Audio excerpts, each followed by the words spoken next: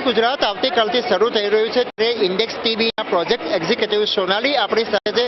આપણે એમને જ પૂછીએ કે આવતીકાલે જે એમઓયુ સાઇન થવાના છે 3 દિવસ દરમિયાન એમાં શું વિશેષતા છે અને આ વખતે કેટલા લોકો આવી રહ્યા છે। सोनाली जी, आपका स्वागत है। सी सर, कल सुबह तो पहले इनॉग्रेशन है, then after that 15 country seminars होने वाले हैं जो 11 को और 12 को होने वाले हैं। देन 10 थीम सेमिनार्स हो रहे हैं।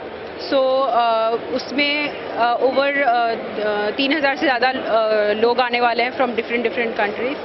सो people have been coming from different countries and in country seminars also अलग अलग लोग अपनी अपनी कंट्रीज़ के बारे में इनोवेशंस, टेक्नोलॉजीज़, देन कोलैबोरेशन जो कि वो लोग गुजरात के साथ करना चाहते हैं वो बताएंगे वहाँ पे। जो वाइब्रेंट गुजरात में एमओयू हुए, इस बार क्या नया इस बार गुजरात में इन्वेस्ट के तौर पर आ रहा है?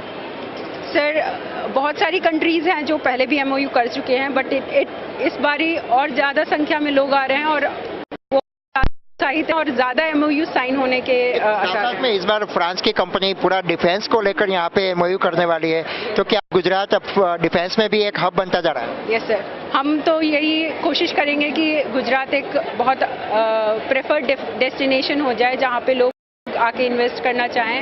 एंड डिफेंस जहाँ तक है कि ये नया उभर के आ रहा है, सो वो लोग इतने उत्साहित है यहाँ पे एमओयू साइन करने के लिए और हम भी उसी तरह उनका स्वागत करना चाहेंगे। तो आ तो सोनाली के जो मानी रहा है कि आ वखतना वाइब्रન્ટ गुजरात में કેટલાક એવા એમઓયુ પણ સાઇન થવાના છે જે આ પહેલાના વાઇબ્રન્ટ ગુજરાતમાં થયા નહોતા અને લગભગ 3000થી વધારે ઉદ્યોગપતિઓ 3 દિવસ દરમિયાન મુલાકાત લેવાના છે। કેમેરામેન વિપુલ બોરીચાની સાથે સુરેશ પારેખ, સંદેશ ન્યૂઝ, ગાંધીનગર।